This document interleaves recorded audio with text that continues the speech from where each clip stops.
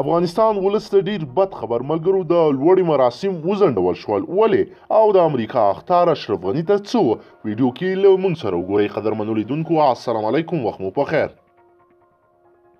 د امریکا د بهرنیو چارو وزارت په یو اعلامیه کې د کابل حکومت پر دواړو واکمنانو اشرف غني او ډاکټر عبدالله غږ کړی چې انتخاباتي سیاستونه او جنجالونه دې پرېږدي او سولې ته دې پاملرنه وکړي.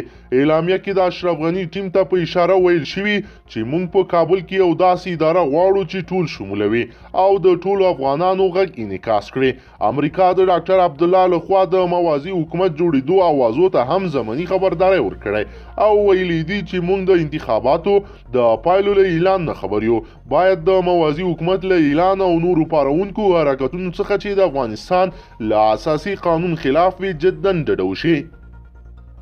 اعلامیه کې راغلي که دې مواردو ته پاملرنه ونه شي دا ډول کړنې به د افغان حکومت هغه حاکمیت او اتحاد تر پوښتنې لاندې راولي چې امریکا یې ملاتړ کوي. امریکا ویلي اوس مهال د انتخاباتي سیاستونو وخت نه دی.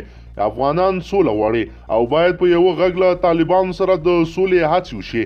دا په داسې حال کې ده چې تازه راپورونه وایي چې د امریکا په غوښتنه د ډاکټر غني د لوړې مراسم د 15 ورځو لپاره ځنډېدلي دي او ډاکټر عبدالله به یې په بدل کې د والیانو له انتصاب څخه لاس واخلي.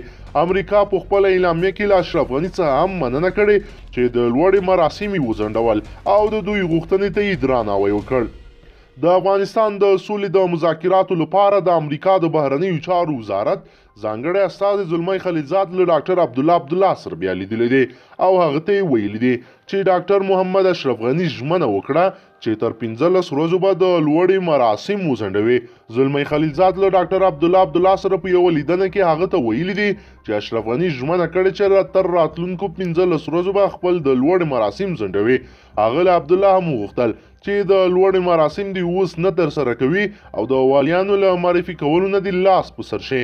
د ثبات او همپالنې ټیم یو غړی فضل احمد مانوي ویلي دي چې خلیلزاد له ډاکټر عبدالله سره په لیدنه کې پر دواړو لوریو تاکید کړی دی چې اوس مهال دی له لانجو نه لاس واخلي او د سولې د مذاکراتو لپاره دی پر پلاوي ټاکلو باندې کار وکړي. خو ملګرو تازه اوس خبر راورسید چې ولسمشر ماڼۍ دا خبره تایید کړه. دا په داسې حال کې ده چې د امریکا د بهرنیو چارو وزیر مایک پامپیو نن ماښام د امریکا او طالبانو ترمنځ د سولې د هڅو پرمختګ ته په اشارې سره ویلي وه چې چاته به اجازه ورنه کړي چې د سولې روانې هڅې زیانمنې کړي.